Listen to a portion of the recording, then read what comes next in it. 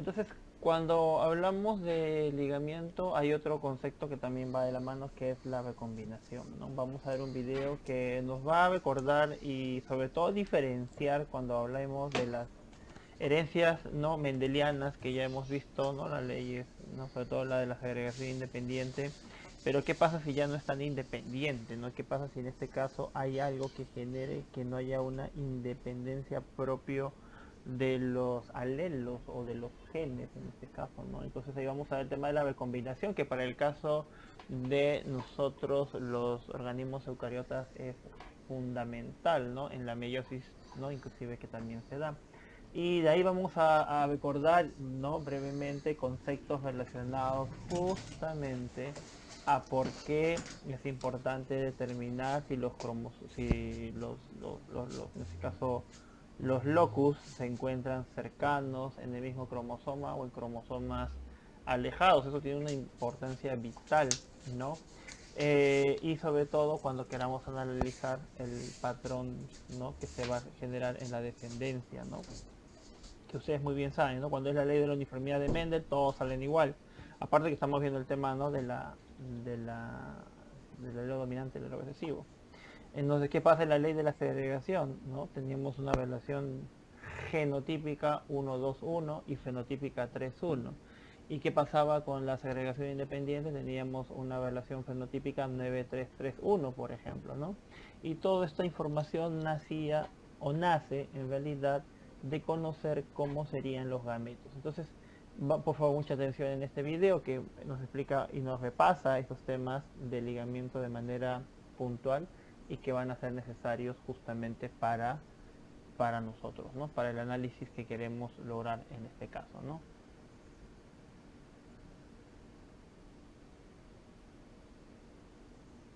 Hola, en este vídeo vamos a hablar de ligamiento y recombinación. El objetivo es que seáis capaces de calcular las frecuencias gaméticas cuando dos genes se encuentran dentro del mismo cromosoma y de esta forma poder predecir la herencia al cruzar dos plantas. Empecemos.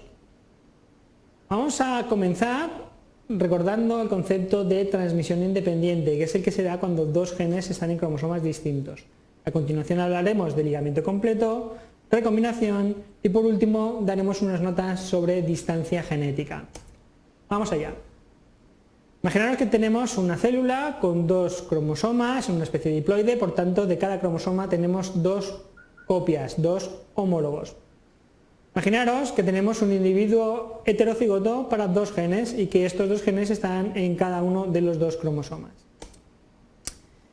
La célula sexual inicialmente va a replicarse, por tanto de cada cromosoma va a generar dos cromátidas idénticas. Durante la meiosis 1 y más concretamente en la anafase 1, la célula lo que va a hacer es repartir al azar los homólogos entre polos opuestos.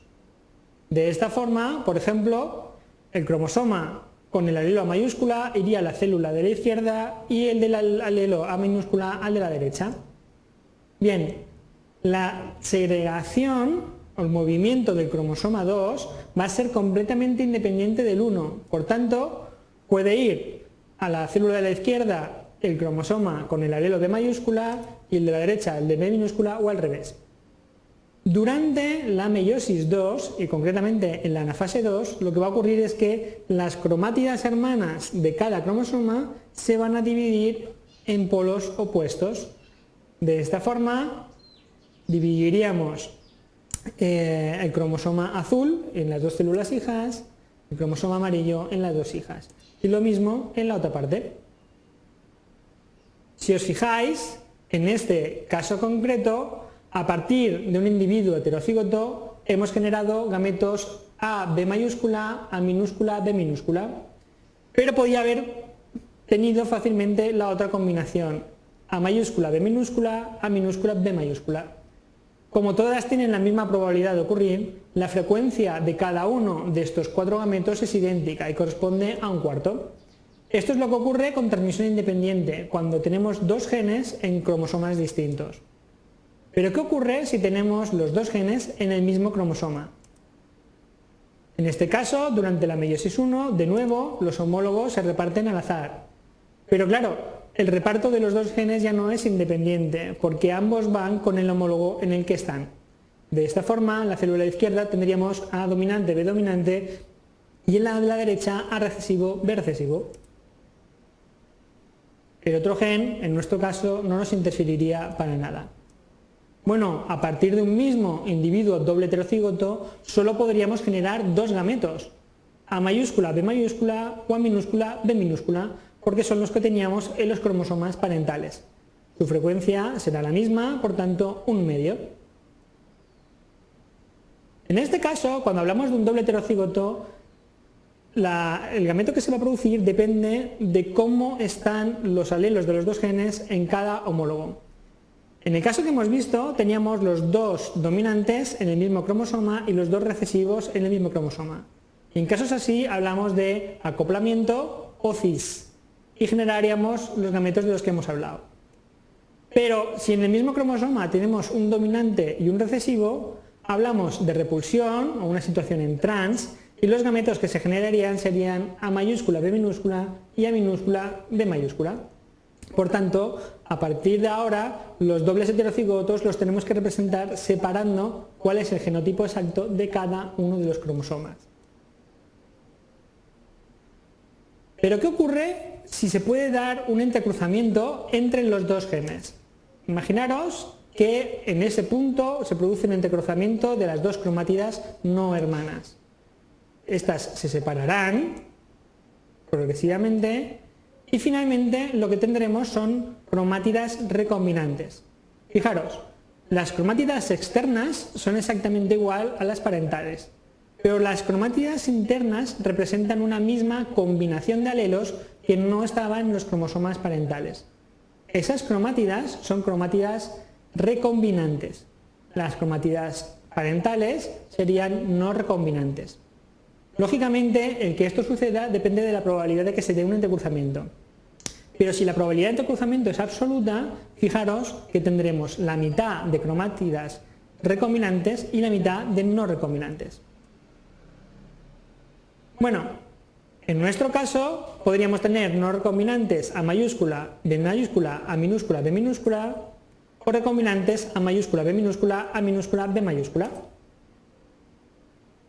Aquí empezamos a introducir un concepto nuevo, que es la tasa de recombinación. Es la frecuencia con la que se producen gametos recombinantes y se llama R minúscula. La tasa de recombinantes es R minúscula, por tanto, siempre que hay recombinación se producen esos dos gametos que tenéis en la pantalla en la misma proporción, así que su frecuencia será R medios. La tasa de no recombinación, lógicamente, es 1 menos R, y por tanto la frecuencia de cada uno de los gametos no recombinantes será 1 menos R dividido por 2.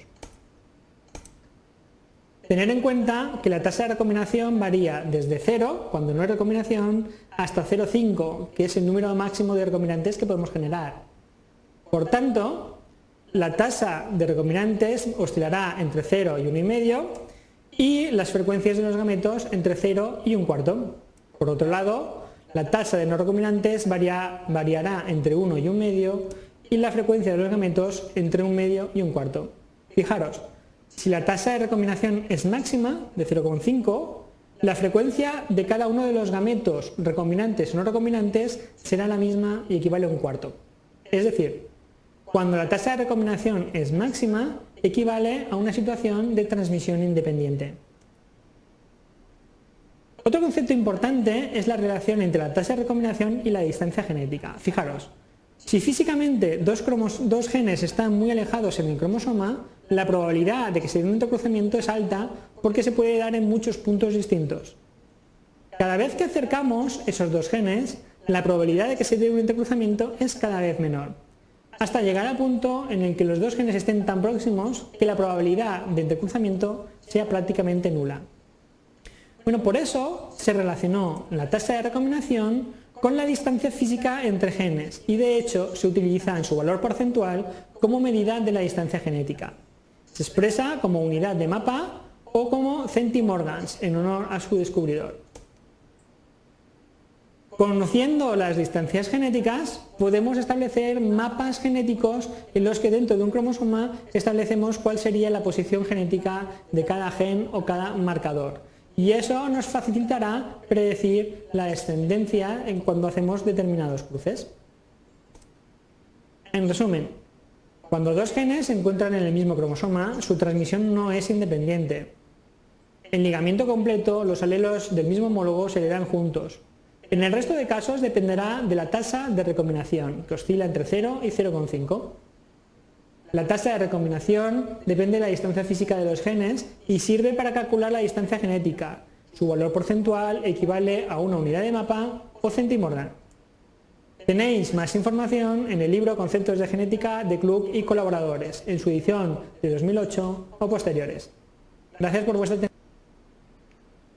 Muy bien, entonces como vimos en el video, la explicación es importantísimo para entender nosotros cómo es que se puede generar la recombinación. Definitivamente la recombinación, como ustedes recordarán, probablemente de genética general o hasta de genética de poblaciones, es el hecho de que no sucede en grandes porcentajes, ¿no? Por eso inclusive ver que la tasa de combinación debe ser más baja realmente, pero nos da mucha información para saber las distancias entre los locus de interés, ¿no? Entonces, la pregunta es, profesor, pero hemos visto muchos temas proporcionales, es decir, no vemos números, queremos ver números como para poder entenderlo. Bueno, vamos a ir viendo justamente poco a poco este tema y vamos a pasar a explicar justamente la información que también lo mencionaba el colega español, ¿no? El estudio de los genes ligados se dio gracias a la Drosophila melanogaster y es por eso que nosotros en el laboratorio, junto con el profesor Escoto a la cabeza, ¿no? Tuvimos la idea de poder empezar a implementar estas incubadoras artesanales que nosotros hemos denominado drosoparios, ¿no? Para tener en el laboratorio, ¿no? En el cual ya tenemos dos estudiantes que están haciendo eso. Una se encarga netamente de la parte no de cultivo, mientras que la otra compañera está viendo la parte ya de extracción de ADN, ¿no? Y todo esto a futuro, porque inclusive y hemos conversado poder hacer aplicaciones utilizando CRISPR, ¿no? Como ustedes saben, técnica que el profesor Carlos ha sido capacitado en el extranjero y ahora está viniendo para aplicarlo en especies hidrobiológicas, pero también nosotros estamos viendo posteriormente aplicarlo en también Drosophila, ¿no? Porque al final es un animal modelo y que va a servir muchísimo no solamente para el curso, sino para la escuela, la facultad y por qué no verlo a nivel más macro, a la universidad como tal, no ser un centro de referencia, ¿no? De análisis y sobre todo de obtener cepas también, ¿no? Pero bueno, vamos por poco a poco, pero recordar un poco acerca de esta historia, ¿no? En la cual ustedes pueden leer obviamente mucho más información acerca de Morgan, ¿no?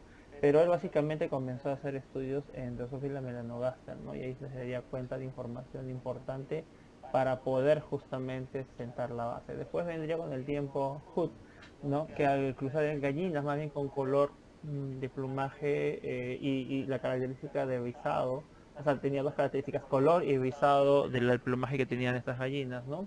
Y que se daría cuenta de que con el tiempo, si lo cruzaba con machos que eran más bien de raza Legion, que eran de color blanco y un plumaje normal, entonces ahí teníamos justamente características como las que van a ver acá desde el punto de vista genotípicas, y ahora lo vamos a ver en un cuadro con más detalle, ¿no?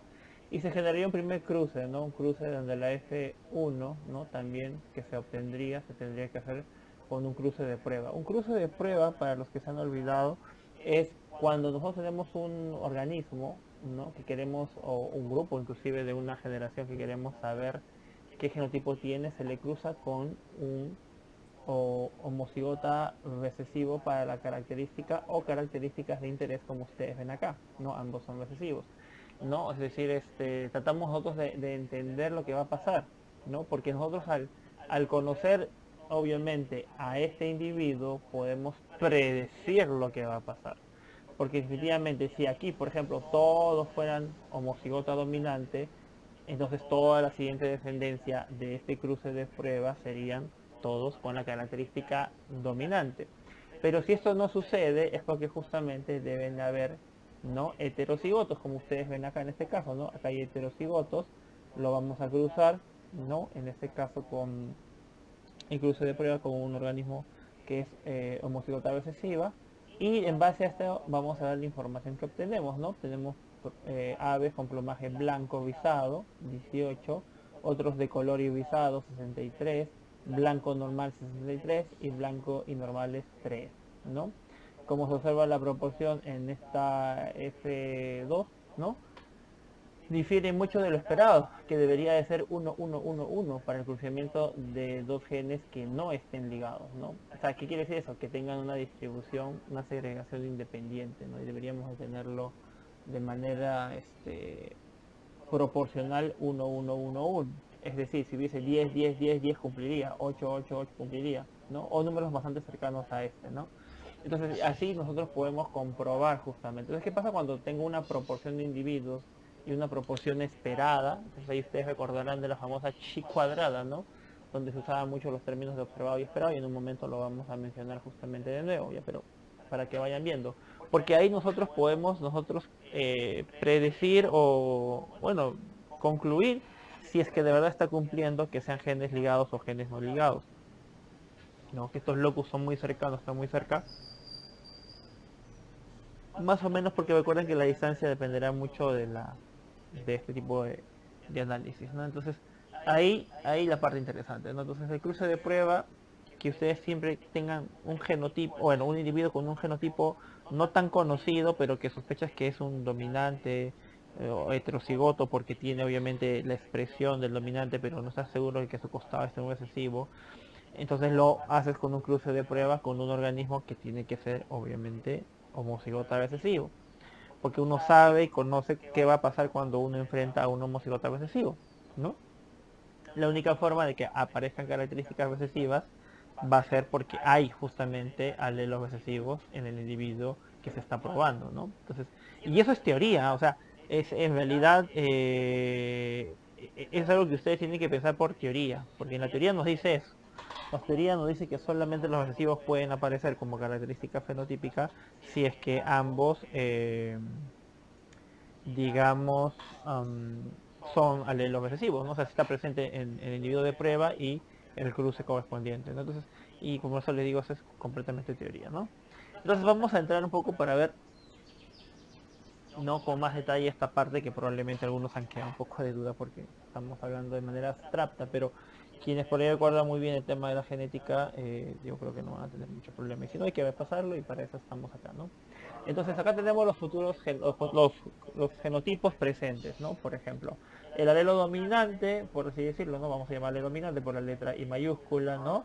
Si está presente, sea homocigoto dominante o heterocigoto, el color es el blanco. Eso no va a cambiar, ¿no? Entonces la característica que normalmente abunda en la población. Mientras si tenemos los dos alelos recesivos, el I minúscula acá de manera homocigota, entonces el fenotipo ya es con color, tiene algún color en particular, ya no es blanco simplemente, ¿no? Y por el lado de si es o no rizado el plumaje, ¿no? Igual. En este caso el rizado se nota que está como dominante. ¿Por qué? Porque lo encontramos en homocigosis dominante o en heterocigosis, ¿no? Y ahí se da la característica fenotipa de rizado. Y mientras que si ambos alelos son recesivos, entonces decimos que esto es un fenotipo de tipo normal. ¿Ya? Entonces esto, y recordarán que esto se hacía muchísimo, ¿no? Con la ley de la segregación independiente, nosotros les preguntábamos, bueno, nosotros en genética general se les preguntaba, ¿no? Y ahí ustedes ¿no? Entonces, dense cuenta que esto se puede volver a preguntar en el examen final, ¿no? Les hago una pregunta de estas y ustedes fácilmente van a poder darse cuenta, no, estos son de segregación independiente o no, estos son genes ligados. Ya, o sea, no va a haber duda, ¿por qué? Por el análisis que vamos a hacer en este momento, ¿no? Entonces vamos a ponerlo de la siguiente manera, profesor, pero acá yo lo veo diferente, como que no lo entiendo muy bien. Bueno, vamos a tratar de utilizar acá, como siempre, nuestro cursor. Este de aquí en particular estamos representándolo de esta manera, ¿no? Estos fueron el cromosoma, y tendríamos aquí el alelo recesivo y el alelo recesivo, ¿no? Acá tendríamos el alelo F dominante, o empezamos con esto. Super. Ya, entonces eso es lo que estamos viendo acá.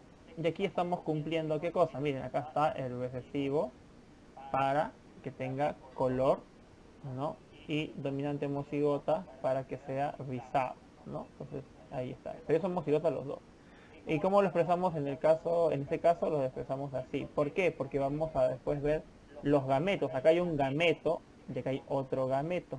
Ambos gametos son iguales en este caso, ¿no? Por eso acá vemos que el gameto que va a dar este individuo es con un alelo recesivo para que tenga color y el alelo dominante para que sea rizado.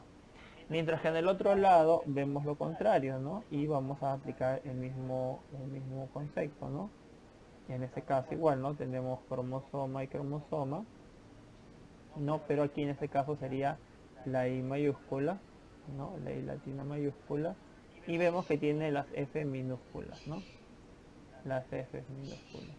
Y entonces acá nosotros podemos observar, ¿no? Homocigota, ¿no? Homocigota para que sean de color blanco. Y acá que tenemos en este caso homocigota para que sea de color normal. Y ahí está, blanco y normal. Y el único gameto que va a salir de acá, ¿cuál es? El alelo dominante para blanco y el alelo recesivo para normal, ¿no? Y aquí está, el único gameto que va a salir. Entonces la F1 siempre va a tener esta característica, ¿no? De ser heterocigoto. Entonces si nosotros quisiéramos tratar de dibujar, haciendo una predicción de lo que acaba de pasar, nosotros podríamos dibujar así el cromosoma, ¿no? No, por convención siempre se pone primero esto, ¿no? Aunque en realidad eso es relativo. Vamos a ponerlo mejor de manera ordenada para que no se vayan a marear. Y de esa manera, todos felices, todos contentos, ¿ya? Entonces vamos a poner igual. Alelo recesivo, alelo dominante, la F mayúscula. Acá tenemos el alelo dominante y un alelo recesivo, ¿no? Ya. Entonces, listo. Ya tenemos a la F1 y en este caso la característica fenotípica sería básicamente de que sean blancos, porque acá hay un alelo, ¿no? Blanco en la acá, y que sean rizados. Entonces ya tenemos acá las características que estaríamos viendo en este momento, ¿no? Que sean blancos y rizados, ¿no? Entonces es esta característica y esta de acá. Y hasta ahí, profesor, no le veo nada del otro mundo, es igual que lo que hemos visto en Mendel y y ya. Y así, ¿no? Pero ahora vamos a ver la siguiente, ¿no? Ahora qué va a pasar, ¿no? Y es justamente cuando comenzamos a analizarlo, ¿no? Entonces acá nuestro amigo Homero también ya tiene una duda de lo que va a pasar. Entonces cuando hacemos un cruce de prueba de la F1,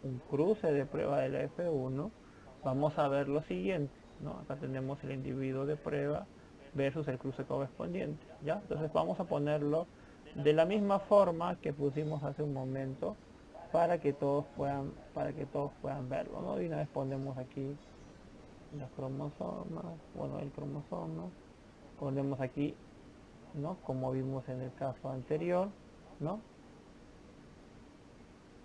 Uy, me salió una F, eso parece una F, parece una I. Vamos a ver acá, ahí está. Chaucito. Ahora, Parkinson ya no ayuda. Y aquí. ¿Ya? En el caso del cruce de prueba, aquí todo es recesivo, ¿no? Así que no hay mucho problema. Uy, ¿por qué pongo mayúscula?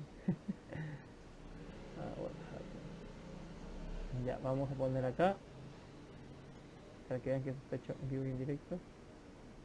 Y aquí vamos a poner F minúsculas, ¿no? Ya, entonces acá tenemos todas las características, ¿no? Entonces, si nosotros recordáramos, ¿no? Básicamente lo siguiente, ¿no? Acá hay un gameto, acá hay otro gameto, o sea, esos son los únicos dos gametos que deberían de haber según Mendel. Pero si hay recombinación entre ellos, la cosa va a cambiar, ¿no? Entonces ahí puede variar. Entonces, ¿por qué ahora aparece tanto, no? Uno se pone a pensar por qué aparece tanto si deberían haber solamente dos gametos y acá aparece como si hubiese cuatro gametos, ¿no? Entonces, vamos a ver. Y acá tenemos, ¿no? Blanco y rizado, ¿no? Blanco y rizado, ahí está. Color, o sea, pluma con color y rizado. Sí, está bien, todo caja perfecto. Me parece que aquí rizado, normal. Ajá, sí, sí, sí, sí. No hay mucho problema. Ya, entonces todo estaría bien. Pero uy, a verlo así me marea, profesor, ya. ¿Y qué quieren? Podemos pasarlo así, también no hay ningún problema, ¿no? Pero quiero que vean acá. Acá habrían dos gametos, ¿sí o no? Un gameto donde saldrían ellos y un gameto donde saldrían ellos. Pero ¿qué pasa si hay recombinación? Uy, uy, uy, entonces la cosa se complica y se va a hacer más grande. Por eso ya tendremos 4. Porque realmente debimos haber esperado no solamente 2 gametos, pero no estamos viendo que ahora hay 4, ¿no? ¿Y cuáles son esos 4 gametos? Ya, el gameto número 1, miren, ¿ah? Gameto número 1, alelo recesivo, alelo dominante, ¿no? Gameto número 2, alelo dominante, alelo recesivo. Entonces, si hay recombinación, como que es lo que ha pasado en este caso, vamos a ver justamente lo siguiente. Vamos a poner otro color, ¿no? En la recombinación, él se va a ir con él. Oh, Dios, no sabe bien. Y este con este. Ya, esperemos que ahora sí se pueda ver, ¿no? Entonces, ¿qué me quedaría? Pues me quedaría, por ejemplo, el de la minúscula con el F minúscula, por ejemplo, ¿no? Y me quedaría acá. Oh, Dios, porque no sé por qué sucede cuando utilizo grabación. Cuando no hago grabación, no pasa eso. En fin. Y tendríamos acá el alelo dominante y el otro alelo dominante, ¿no? Entonces ya tendríamos ¿cuánto? 4 gametos. ¿Cómo que 4? ¿Dónde están? Gameto 1, el azul normal, gameto 2, gameto 3 y gameto 4. Pero por eso no son lo mismo, no, como que no son completamente diferentes, ¿no? Entonces ahí tenemos que ver, ¿no? Y por eso es que ahora nos salen 4. Ahora, si hubiese una aceleración, bueno, lógicamente los genes estuvieran muy alejados de por sí, la secreción sería independiente y se buscaría obviamente que sea la proporción 1, 1, 1, 1, como habíamos mencionado temprano, ¿no? O sea, 1, 1, 1, 1. Pero ya se han visto de que no ha pasado eso. Y mire, quiero que se den cuenta de algo. Miren acá el alelo dominante y el otro alelo dominante, ¿no? Miren, ellos están juntos. Miren acá. ¿Ya? Sospechen, ¿ya? Sospechen acá. Y miren el otro, alelo recesivo. Y está acá abajo. Sí, ¿no? Oh, qué sorpresa. Y justo son los que son, justamente son los que son, justamente, otra vez digo lo mismo. Justamente determinan el menor número de individuos. Porque miren, acá 18, acá 13, pero el grueso número está en el centro. ¿Y por qué? Porque los recombinantes, como les habíamos mencionado, tienden a ser menos en número y por ende menos en proporción.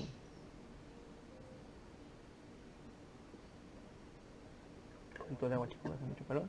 Ya, se dan cuenta. Entonces, ahí viene lo interesante, ¿no? Entonces ya cuando uno, inclusive no está seguro de cuáles fueron los recombinantes, podría ver esto y dice, oye, mira, estos son los que tienen menor número de individuos. Lo más probable es que ellos sean los recombinantes, ¿no? Y los de mayor número, que en este caso pues casi cuadriplica, son los no recombinantes, ¿no? Son los no recombinantes. ¿No? Y ahí ya tenemos una información muy interesante. Homero dice, ajá, hubieron 4 gametos, no solo 2, ¿no? Y obviamente tenemos los recombinantes que son los que tienen la menor proporción. Ahora sí Homero ya está más seguro de lo que estamos viendo en la pantalla. Entonces en ese sentido es importante hacerles recordar que los genes ligados, no, o sea, los genes que están ligados son genes que van a expresar igual, características diferentes porque son locus diferentes en sí, pero que se encuentren ubicados en el mismo cromosoma y lo más probablemente es que están cercanos, ¿no? Por lo que se espera que cada homólogo se ubique en un alelo. Obviamente, porque nosotros tenemos pues un cromosoma, tenemos un alelo en cada lado, ¿no? Entonces de los brazos, ¿no? En este caso una forma representante del genotipo, ¿no? Como vemos acá, considerando la disposición de los alelos en los cromosomas homólogos, ¿no? De esta forma. Es decir, el cromosoma en este caso lo tenemos así. Como profesor vamos a ponerlo como lo vimos hace un momento. No, voy a graficar este de aquí por si acaso, ¿no? Y tendríamos así. Ahí está el cromosoma y en un lado tenemos pin, acá también pin, alelos recesivos y acá sí ya tenemos los dominantes. ¿Se dan cuenta? ¿no? Entonces, y eso es lo mismo que esto, escrito de otra manera, realmente son lo mismo, ¿ya? Y eso es lo que tenemos que darnos cuenta, ¿no? Ahora, profesor, y si acá pasase de combinación, ¿nos daríamos cuenta? Pues la verdad que no. La verdad es que no nos daríamos cuenta porque si se dan, si analizan un poquito acá, la recombinación entre él acá y él acá nos da lo mismo. O sea, para que vean que en algunos casos puede ser que nunca lo sepamos. Por eso es bueno hacer cruces de prueba y analizarlo, ¿ya? Entonces ahí nosotros podemos tener, en ese caso, la capacidad, ¿no?, de poder discernir, pero en este caso sería un poco complicado, ¿no? Si los genes no están ligados, en este caso se espera que el cruce de prueba produzca la misma proporción de cada genotipo. Por eso si vimos 4 genotipos deberían ser 1, 1, 1, 1. Si veíamos 2, 1, 1, o sea, 50-50. El otro sería 25% cada uno, ¿no? Si fuesen 4. Entonces la unidad de distancia, como ya habíamos visto en el video, ¿no?, se denomina unidad de mapa cromosómico, o también conocido en el bajo mundo como centimorga, ¿no?, en honor, ya saben, a quién, ¿no? Y considerando que un centimonga es la distancia que genera una frecuencia de recombinación o 1%, ¿no? Lo vamos a hablar en porcentaje. Ahora, si me sale 0.01, ese es 1%, ¿no? Entonces ahí tenemos un centimorgan en este caso, ¿no? Muy bien, vamos a avanzar. Listo. Este caso vamos a analizarlo con calma en realidad, porque no es tan sencillo como uno considera o cree que es realmente, ¿no? Entonces hay que tener mucho cuidado. Muy bien, entonces vamos a ver aquí, ¿no?, el caso cuando dos genes no están ligados o están ubicados en cromosomas no homólogos, ¿no? Vamos a ver lo siguiente, ¿no? Del cruce de dos parentales, ¿no?, puros en este caso, ¿no?, homocigotas para ambos casos, ¿no? ¿Qué es lo que vimos hace un momento, ¿no? Y vamos a obtener una F1 que es esta de aquí, ¿no? Acá tenemos, ¿no?, homocigota, homocigota, homocigota, homocigota, ¿no? Si quieren llamarlo acá recesivos, dominantes, dominantes, recesivos, ¿ya? Y bueno, de acá salió un gameto, el único gameto que va a salir por este lado es el alelo recesivo, acá el alelo dominante para F, aquí el alelo dominante para I y el alelo recesivo para F.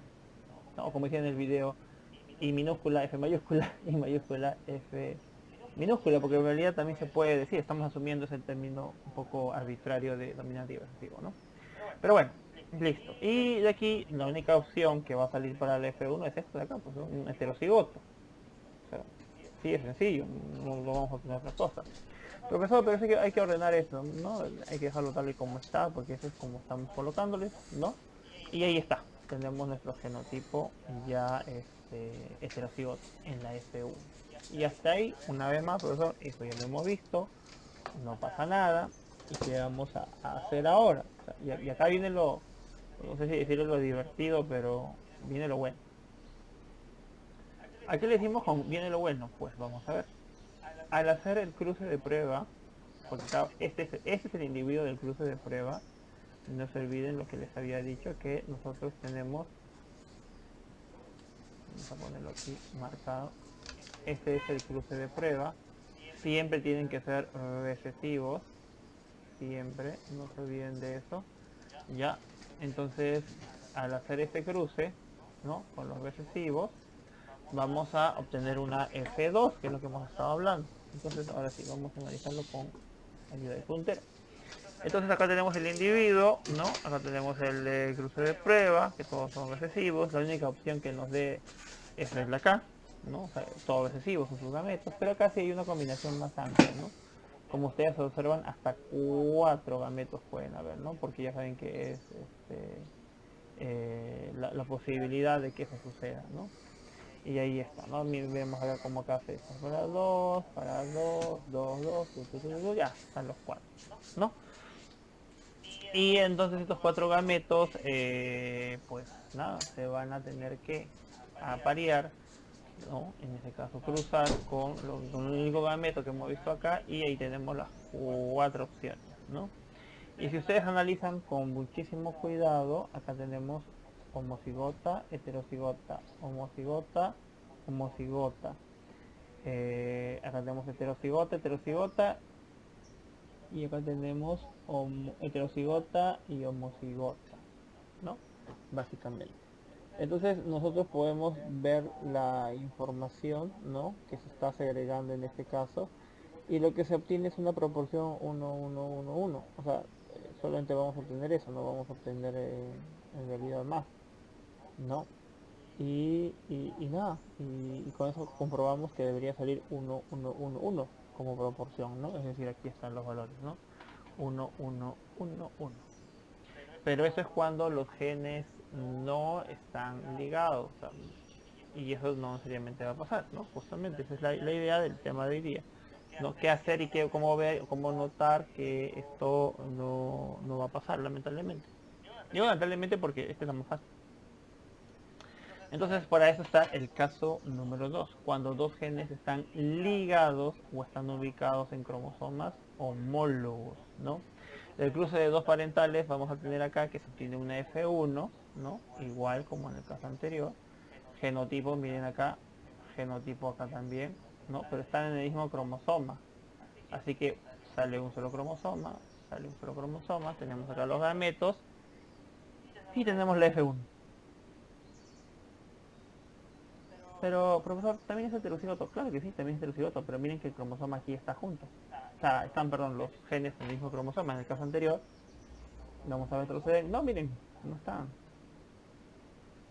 ¿Ya? Entonces, pueden ser que están ligados o están en cromosomas homólogos, por eso, ¿no? Y ahí están, miren, ¿no? Fácil, hasta ahora fácil también, heterocigoto. Pero ahora, vamos a hacer el cruce de prueba, que ya saben ustedes que es un genotipo recesivo, ¿no? Y obtenemos la siguiente F2. Siempre del genotipo recesivo, y acá también estamos haciendo la asunción que se encuentra en el mismo cromosoma, nos va a dar como resultado ahora lo siguiente. Y nosotros vemos que ya no solamente hay este gameto y este gameto, sino también su correspondiente recombinación. Por eso al final hay 4 gametos, y de estos 4 gametos, al unirse con este otro, pues nos generan 4 fenotipos posibles, ¿no? Y aquí sí vemos que es menor, en algunos casos la proporción, ¿no? Por ejemplo acá, estos serían los recombinantes, por ejemplo, ¿no? Y en estos recombinantes que están generando acá, ¿no? Básicamente recombinantes y los parentales, ¿no? Los parentales son los más cercanos a 1 en el número de proporciones, son los más altos, mientras que estos son mucho menores, ¿no? En ese sentido, ¿no? Entonces, y ahí la proporción ya cambia, la proporción ya no es 1, 1, 1, 1, lamentablemente. ¿Cómo va a cambiar? ¿Cómo va a cambiar? Pues ahorita lo vamos a ver. Ya, conclusiones, entonces, hasta esta parte, porque todavía no hemos terminado, obviamente, ¿no? Cuando los dos genes o los genes de interés están ubicados en cromosomas no homólogos, la recombinación producida durante el proceso de meiosis tiende a ser justamente de un solo tipo, ¿no? Y por eso que los gametos salen idénticos al de los parentales, idénticos. Sin embargo, cuando los genes están ubicados en cromosomas homólogos o en el mismo cromosoma, la recombinación produce varios tipos de gametos. Por eso que ya no teníamos solamente 2 posibilidades de gametos, sino que habían 4 por la recombinación que hubo, ¿no? Aquí, ¿no? Por la recombinación que hubo acá. Entonces ya iban a haber 2 gametos, pero no, como hay recombinación ahora hay 4, como ustedes aprecian, ¿no? Entonces el curso de prueba para 2 genes, ¿no? Siempre es importante identificar, ¿no?, de manera genuina los individuos de la F1. ¿En base a qué? En base a los resultados de la F2, la F después del cruce, ¿no? En la F2 resultante de un cruce de prueba para 2 genes, el número de individuos para cada fenotipo distinto es igual a 25%, ¿no? O están presentes en proporciones. Repito, entonces en la F2 resultante de un cruce de prueba para 2 genes, si el número de individuos para cada fenotipo distinto es igual a 25% o la proporción es 1, 1, 1, 1, o sea que son todos iguales en este caso, entonces nosotros podemos decir que estos genes son independientes o no están ligados, ¿no? Justamente porque tienen esa proporción. Pero si el número de individuos para este caso en particular de 2 genes es menor al 50%, y obviamente no se cumple la proporción, entonces decimos que son genes que están ligados o que no son de tipo, o sea, no son independientes. ¿Se dan cuenta? Entonces viene la importancia de la interpretación de la información. Definitivamente todo lo que estamos hablando es la parte un poco teórica y cómo se explica que llegamos a eso. Pero al final es la interpretación lo que nosotros necesitamos tener para poder dar un buen sustento a lo que estamos calculando y vamos a calcular, ¿no? Entonces, con números, ¿no? El ligamiento por eso y la proporción numérica de la F2, ¿no? Resulta, ¿no? Justamente de la distancia que va a separar a un gen del otro, ¿no? De una función física de un locus del otro, ¿no? Y a medida que estos genes no estén más cercanos, el número de recombinantes es menor, porque va a ser más complicado que sea posible hacer una recombinación si cada vez se acercan más, ¿no? Y eso lo vimos en el video inicial que el colega español mencionaba. Pero por otro lado hay que tener en cuenta que si el número de recombinantes es igual o excede el 50%, se dice que estamos ante genes que se comportan de manera independiente por estar muy alejados uno del otro, ¿no? Así, ¿ya? Entonces vamos a trabajar ahora con estos datos y vamos a aplicar la chi cuadrada. Porque yo sé que en el tema estadístico muchos tenemos un montón de dudas de qué hacer y qué no hacer. En este caso, chi cuadrada es un método bioestadístico para poder comparar, ¿no? Lo que se espera con lo que se obtiene. Lo esperado versus lo observado, básicamente, ¿no? Entonces vamos a una chi cuadrada para determinar si existe o no herencia mendeliana en estas proporciones, porque si existe herencia mendeliana, entonces la proporción sería de 1, 1, 1, 1. Esa va a ser justamente la premisa para la chi cuadrada y es la que vamos nosotros a ver. Entonces la hipótesis nula es que son genes con una herencia de tipo mendeliana y una hipótesis alternativa sería pues que obviamente no lo son, que no son de ese tipo y podrían por eso ser de tipo ligado, ¿no? Entonces acá tenemos los datos, ¿no? Que vimos temprano, 18, 63, 63, 3, ¿no? Ahora acá tenemos lo observado y acá tenemos lo esperado. Entonces aquí probablemente muchos estarán como que con la duda, ¿no? A ver qué pasó acá. Porque efectivamente todos ustedes deben de estar pensando, ok, los observados yo los tengo porque yo los he medido. Pero ¿cómo determino los esperados? ¿No? Los esperados en este caso. Entonces para esto primero hay que hacer una sumatoria de los observados, ¿no? En este caso, aquí, para tener en cuenta el valor que se va a obtener, ¿no? Tenemos 18 más 63 más 63 más 18 nuevamente, ¿no? Y acá sale 162. Este es el número que tenemos, 162. ¿Ok? Ajá, interesante porque cada uno de estos tiene que ser la proporción de un cuarto, ¿sí o no? Entonces el valor esperado acá no sería de 39,5, sino más bien sería de 40,5, ¿no? Entonces esto hay que corregirlo, es 40,5. ¿Ya? ¿Y cómo has hecho eso, profesor? ¿Cómo lo he hecho? Fácil, a este valor lo hemos dividido entre 4, porque hay 1, 2, 3, 4 opciones, ¿no? Entonces el valor para cada caso sería de 40,5 en cada uno de ellos, ¿ya? No lo voy a escribir todo porque no se va a ver feo por estas marcas que se están haciendo. Pero ya ustedes saben que todo es 4,5, ¿ya? Todo. Poner acá igual, igual. Y este dato va a ser fundamental justamente para que nosotros podamos tener esta información, ¿no? De lo que vamos a hacer en este momento. Y ahí vamos a ver que la cosa cambia, ¿ya?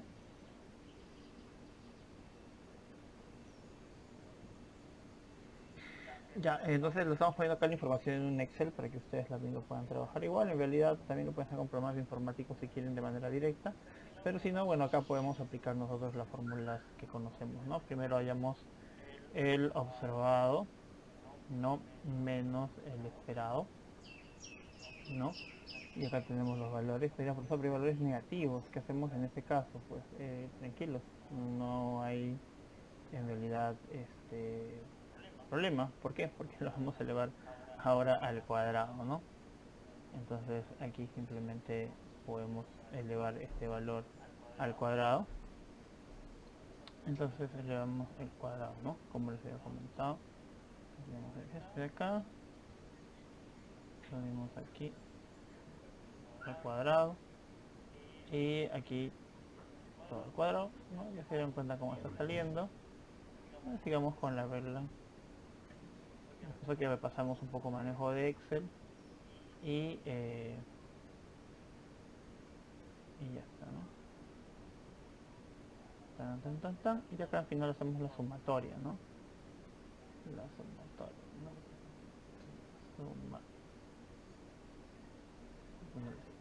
Sumatoria. Listo. Y bueno, pues ya tenemos el valor, este sería nuestro valor de chi calculado. Ya de por sí bastante elevado, ya uno está sospechando, ¿no? Lo que va a pasar. Pero de todas maneras nos faltaría hacer el chi tabulado. El chi tabulado.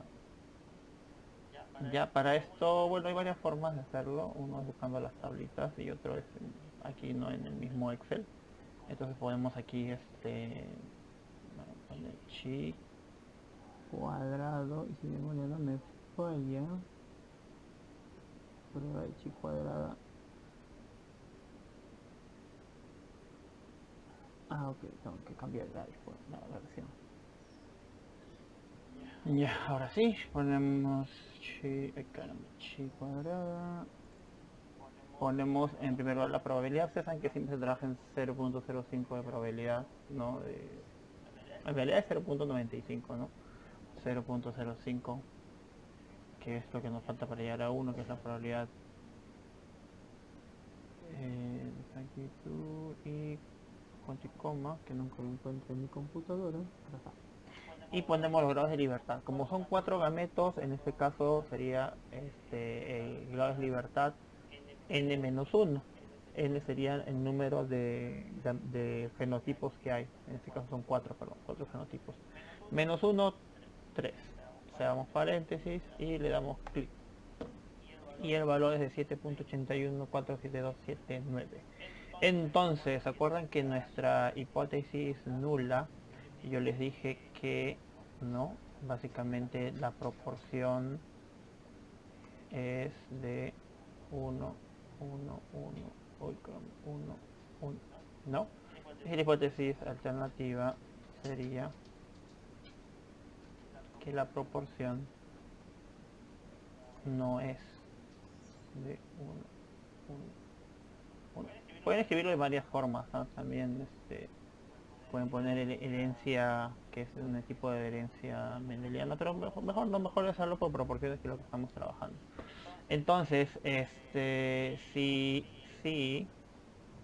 chi cuadrado, en este caso porque es el chi cuadrado calculado, es mayor que el chi cuadrado tabulado, no podemos afirmar que se rechaza la hipótesis nula. Y como se rechaza la hipótesis nula, pues entonces ya pues, estamos viendo que no se cumple la proporción de 1, 1, 1, 1. Si el chi tabulado hubiese sido el calculado hubiese sido menor o igual que el tabulado, bueno, ahí sí, era menor. Ahí sí se pondría que la hipótesis nula es, ¿no? Y ahí está. Lo pueden sacar con programas estadísticos, como les digo. Inclusive pueden hacerlo por PAS también, ¿no? Pero para los amantes del Excel, como quien les habla, y somos de la vieja escuela, pues aquí está, ¿no? Cualquier duda de cómo sacar chi cuadradas, no se olviden, siempre hay un montón de tutoriales en web. Algunos son muy largos y no todos son necesariamente para biología, pero te ayuda bastante, ¿no? De cómo poder saber y sacar valores, ¿no? Listo, entonces hemos corregido esta parte en el Excel para que solamente tengamos los datos precisos. Y bueno, entonces hasta ahí básicamente ha sido solo para determinar que la proporción que esperábamos no es obviamente lo que se está cumpliendo. Proporciones 1, 1, 1, 25% cada uno, se lo quieren ver así también, ¿ya? Así que vamos ahora a la siguiente parte, que es el tema del mapeo cromosómico, que muchos de ustedes probablemente les debe interesar bastante, cómo poder hacer un mapeo cromosómico, ¿no? En este caso, utilizando la información de la recombinación, ¿no? Entonces, para lograr justamente un mapa de recombinación, un mapa cromosómico o mapa de ligamiento también se debe de operar utilizando en este caso datos de un cruce de prueba de la F1, ¿no? En este caso vamos a utilizar a la Drosophila melanogaster con respecto a 3 caracteres diferentes, ¿no? Ustedes saben que existen diferentes tipos de cepas de Drosophila. Por ejemplo, nosotros en el laboratorio estamos teniendo parte de la white type, una de ojos rojos, tenemos la de alas vestigiales, ¿no? Bueno, por este momento estos dos, perdón, y probablemente después vamos a obtener más, ¿no? Y bueno, entonces tenemos aquí respecto a 3 diferentes características: brillante, que va a estar representado por la letra G, estéril la letra E y diferente la V, ¿no? En este caso la tabla de resultados de la prueba que se hizo con con el cruce de prueba nos da como una F2 lo siguiente, ¿no? Miren, normal 235, brillante, estéril y biserente 270, ¿no? Y después los demás disminuyen. Entonces uno viendo estéril y viendo brillante ya como que están diciendo, ajá, ahí están los recombinantes, porque en cantidad, en proporción son menores comparado con todos los demás. Y probablemente se habrán dado cuenta que tanto 235 como 270 serían los dominantes, los de mayor cantidad de probabilidad que sucedan justamente, y es por eso que aumenta su número en los individuos que han tenido como crías. Pero tenemos en realidad mucho más valores que estos, y es lo que tenemos que analizar en este momento para poder determinar justamente un mapa cromosómico, ¿no? Entonces, si lo pasamos a una tabla, ¿no?, en la cual colocamos la información que teníamos, aquí tenemos los genotipos, ¿no? Entonces, esta tabla de genotipos nace de esta tabla, ¿no?, de fenotipos, ¿no? Entonces, para que ustedes se den cuenta de dónde sale, ¿no? Profesor, acá dice normal. ¿Cómo que normal? Quiere decir que todas las características que hemos mencionado están acá, y estas son como sus recesivos, por así decirlo, ¿no? Además es una forma de decir que es como el recesivo. Por eso es que se expresan justamente las características, ¿no?, normales, en este caso, ¿no? Y en el otro caso, por ejemplo, de 270, vamos al de 270, miren, acá tiene que ser, en este caso, ¿no?, homocigota para todos los caracteres para que se dé, ¿no? Entonces tenemos el normal, que es el white type, por así decirlo, y esta versión, ¿no?, que tiene justamente las características, ¿no?, brillante, estéril y virescente.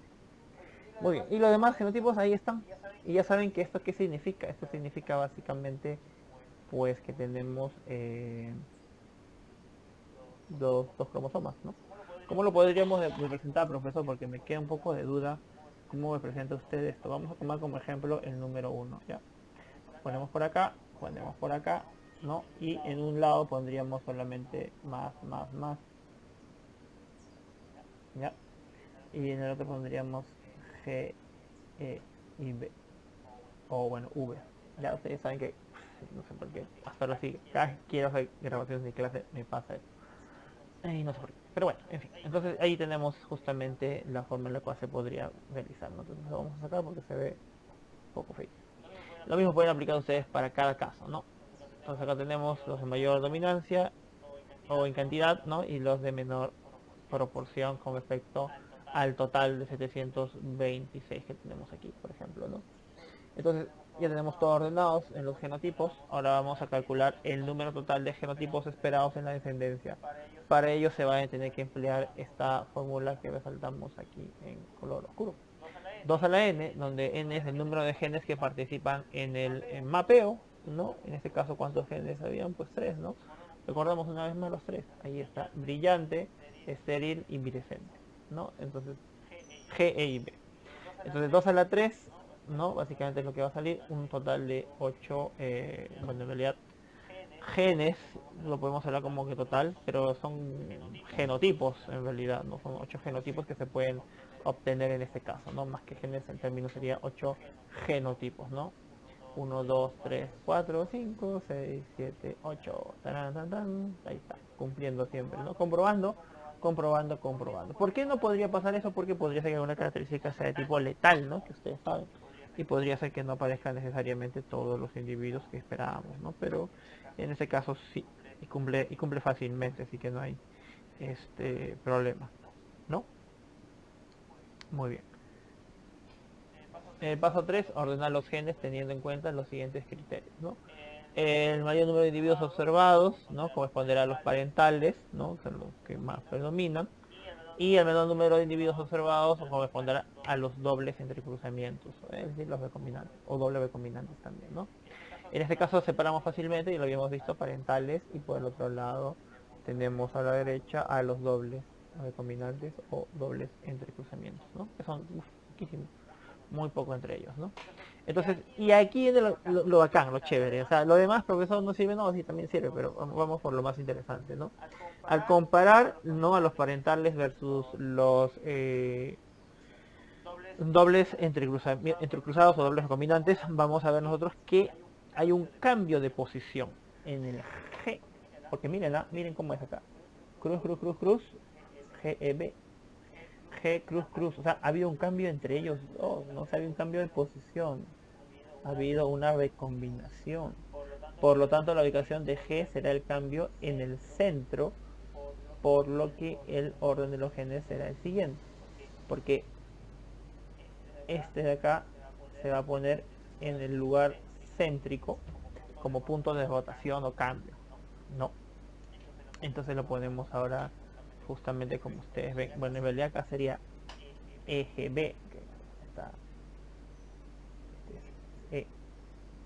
este es eje B, ya, este sería en este caso. Y lo demás, profesor, porque yo quiero saber qué más, ¿no? Vamos a ver. En el paso 4 se va a tener que reordenar los datos en este caso. Es decir, lo que estamos reordenando son los genotipos. No se olviden. ¿Por qué? Porque G ahora está en el centro. O sea, de nuestro cromosoma G tiene que escribirse en el centro. Y acá tenemos AE y acá tenemos AV, ¿no? Eso es lo que hemos hecho en todos estos casos, ¿no? G, G, G, G, G, y ya está en el centro. Pero obviamente eso no cambia porque la información es la que hemos obtenido mediante el análisis fenotípico, ¿no? Paso 5 dice: para calcular las distancias determinadas en porcentaje combinantes entre, y en este caso vamos a ver qué podemos encontrar. Entonces vamos a hallar los valores de las distancias entre E y G primero, y después entre G y B. En este caso, ¿qué se va a hacer? Miren, como nosotros necesitamos saber la distancia entre E y G, vamos a hallar primero entre E y más, o sea, en lugar de G va a ser el más, y después entre más y G. ¿Qué es lo que ustedes observan aquí? E y más, ¿no? Como les dije, y después más y G, que aquí también lo observamos. Entonces, ¿de dónde obtenemos esta información? Pues nos vamos en la tabla anterior, que nos dice, buscamos dónde está E más, acá está, 40. ¿Dónde más lo encontramos? Aquí miren, E más, ¿dónde? 4. Entonces por eso acá tenemos que poner 40 y ponemos 4. Pero después le dije más G, entonces retrocedemos y buscamos más G, profesor. Acá está más G, 7 más G, 48, ¿ya? Uy, perdón. ¿Y por qué hacemos esto? Porque la distancia que queremos saber nosotros es de E y G. Entonces la recombinación que pudo haber habido donde en lugar de E y G esté E y más o más y G es lo que nos interesa. Es decir, si nosotros queremos E y G, buscamos el E y el más y el más y el G.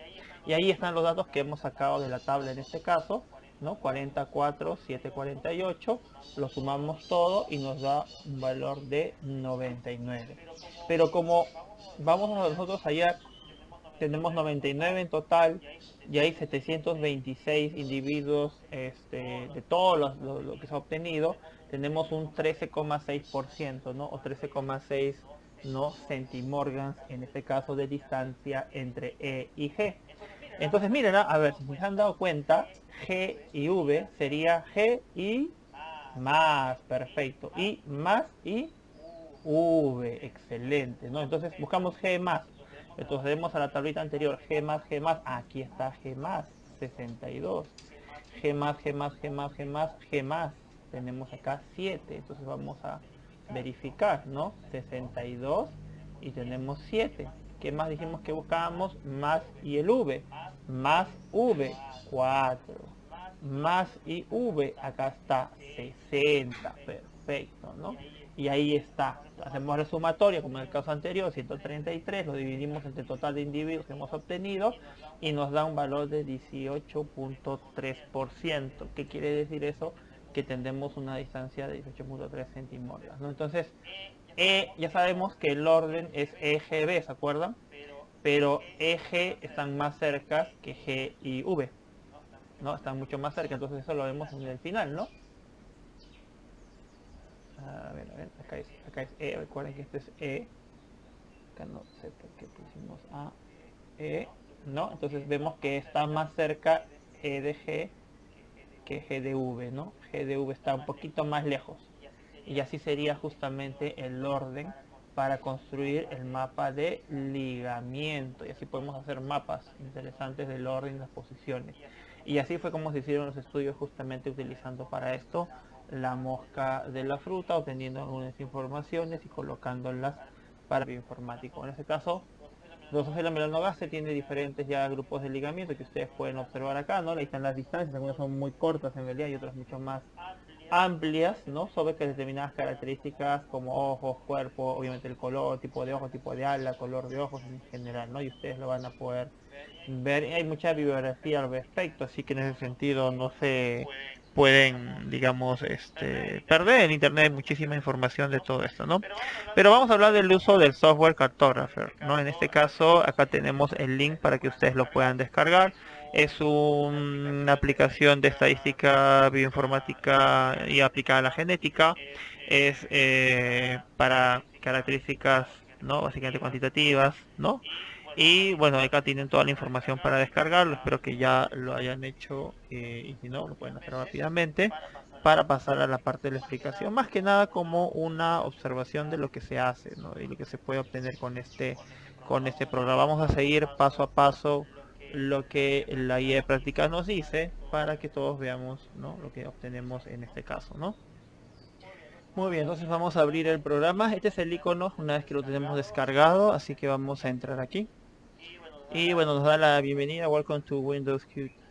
Se acabó. QTL iba a decir, ¿no? Y bueno, acá tenemos básicamente ya toda la ventana abierta, ¿no? Entonces vamos a, como nos indica la guía de práctica, nos vamos a buscar, hacer clic en ese de data, ¿no?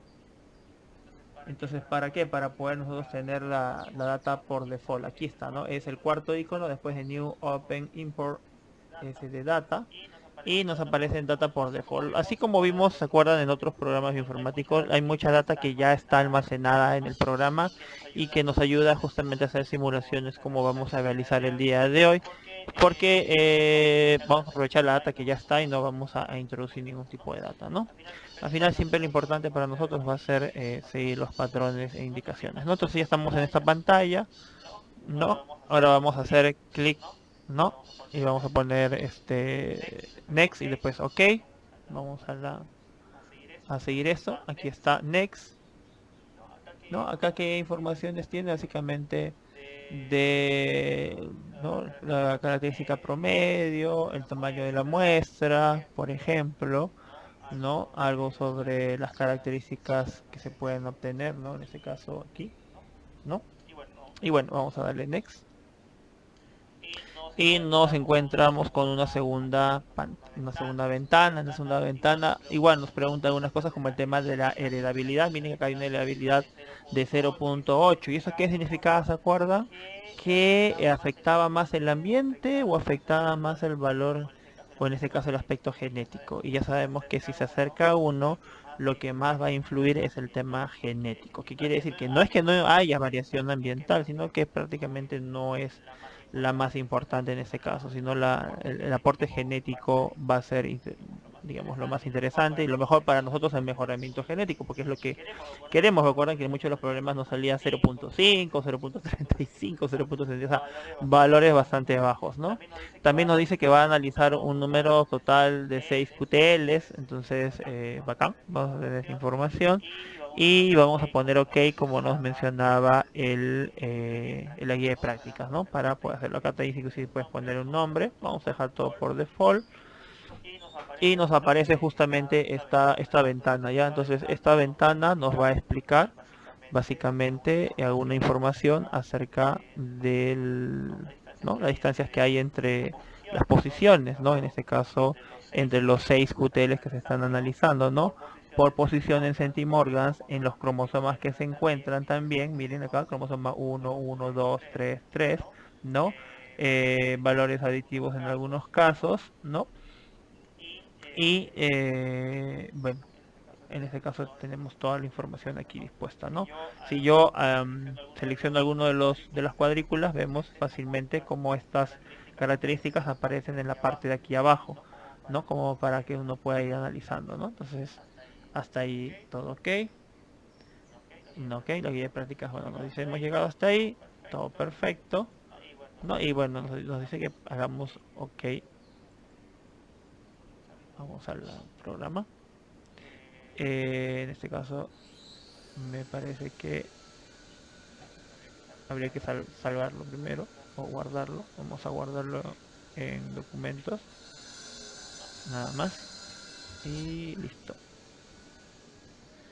Muy bien, entonces como dice en la guía, antes de poner ok ponemos adjustment. Ahí están ajustados los parámetros y miren los valores, ¿no? Si han cambiado o no, y han cambiado en algunos casos. Ajustado todo, ponemos ok.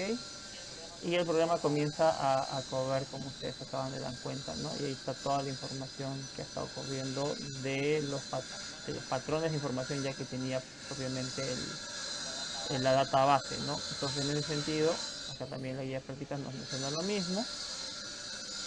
Y bueno, y hasta ahí estamos viendo. Entonces podemos ver las características en el programa, en la parte superior, ¿no? Como ustedes ven acá, cromosoma 1, hay otros cromosomas que pueden ver, marcadores, por ejemplo, podemos decirle que coja, en este caso, ya lo vamos a poner aquí en Go, para que coja, y ahí está, y me parece que ya lo acabó, está, muy bien, lo pegamos bien, y ya dice hay que hacer un gráfico, vamos a buscar el gráfico aquí, graphics, aquí está, vamos a guardarlo igual en documentos, no debe ser mayor problema, ampliemos la imagen y aquí tenemos la posición en base a las distancias, ¿no? Por centimorgas en este caso, ¿no? Aquí tenemos aquí, entonces la guía de prácticas también nos menciona eso, así que estamos muy bien, ¿no? Antes de pasar al siguiente, ¿no? Vean que acá está por centimorgan, básicamente. Vamos a minimizar esta información por aquí. Y nos pide también en la guía de prácticas que hagamos en zoom.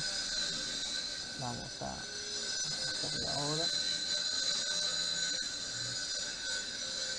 Aquí en la parte superior, al costado de print, de zoom. Ok, está corriendo la data, me parece, creo que ya la acabó. Ah, sí, ya la acabó más rápido de lo que pensaba. Aquí está, ¿no?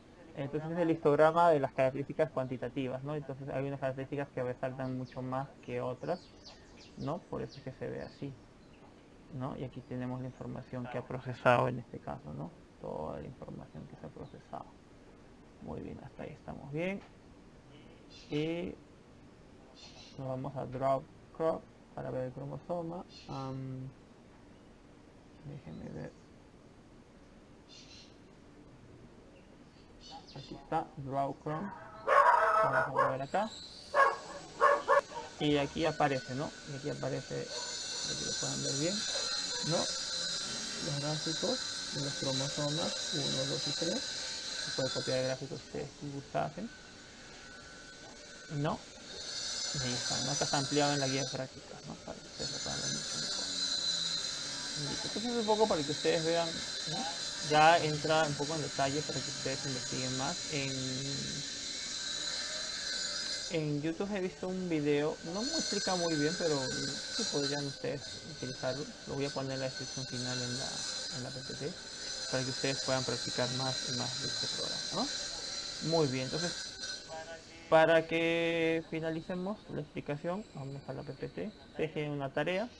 Estas tareas en realidad al comienzo en el problema 1 y el problema 2 son cálculos. Ustedes van a tener que realizar con lo que hemos aprendido temprano. En el problema 3 igual, ¿no? Solamente que están con codificaciones así, pero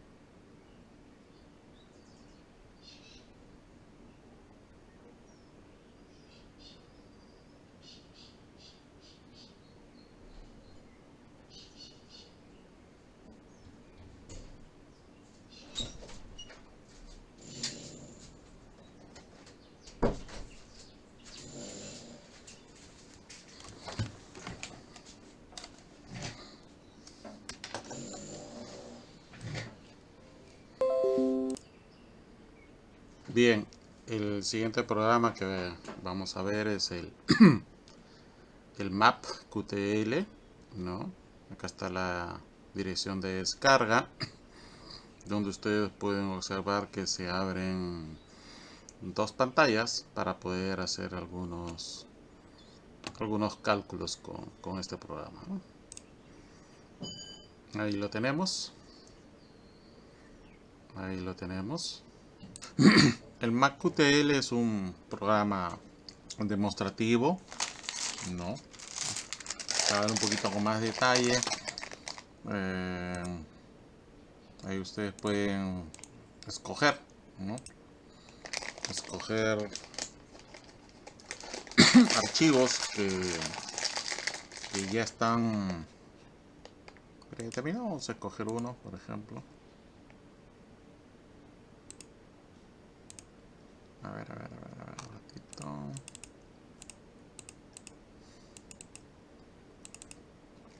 Entonces yo puedo escoger de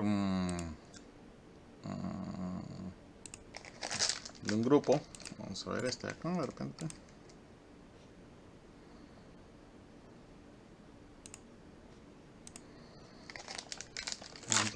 Ya tengo dos predeterminados, ¿no? Sí, ya tengo dos predeterminados y yo quiero ver qué es lo que he escogido. Ahí está. Es un solo rasgo. Hay 200 individuos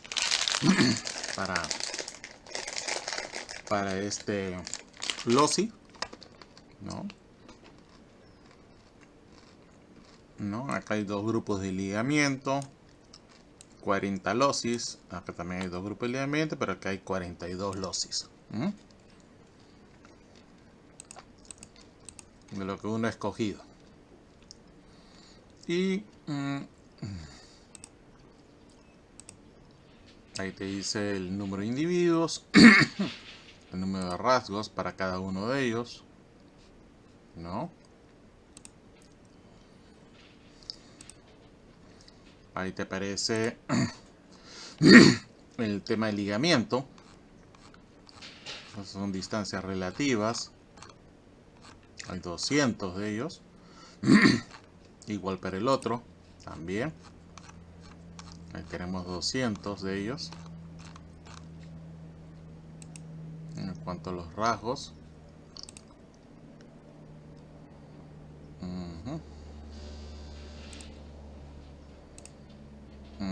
tenemos los grupos, sea de uno o de otro. Hay 40.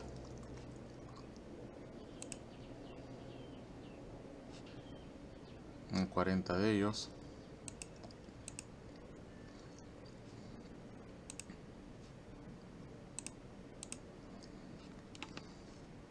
Ok, son marcadores. Y bueno, algunas cositas más que ya es para poder mostrar estos grupos, ¿no? Que ya son opciones adicionales, ¿no? Te permite parametrar algunas cosas.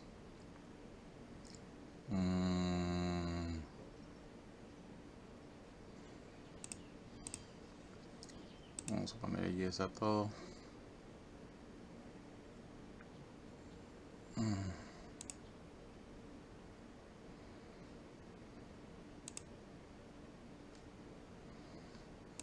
A ver. Ya está.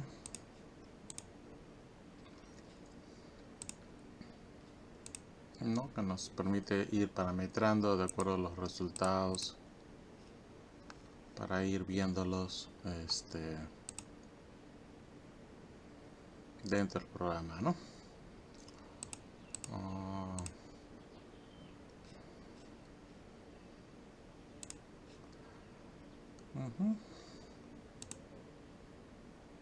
Y bueno, puedes hacer otras cosas más como imprimir, ¿no? Tiene también una versión del manual para que puedan verse, ¿no? Si alguien quiere ver un poquito más del detalle, ¿no?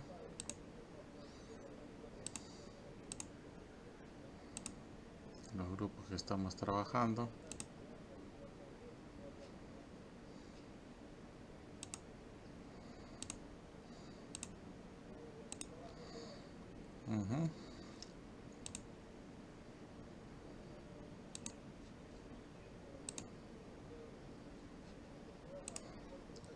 Puedes coger varios.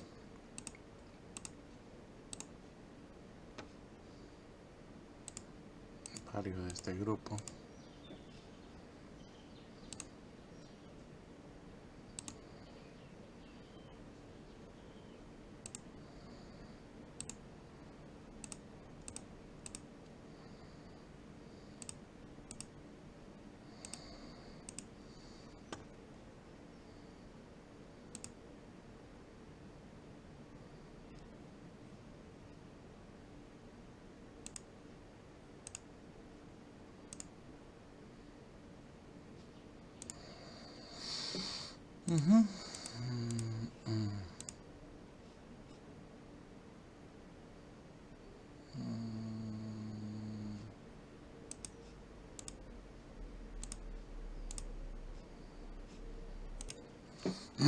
En fin, programa muy utilizado ya cuando se cruza información molecular con información de ligamiento no clásico para cualquier organismo. Juega con el GenBank, ¿no? Es un programa que tiene muchos años ya de uso, ¿no? Y bueno, se puede utilizar para hacer diferentes cálculos, ¿no?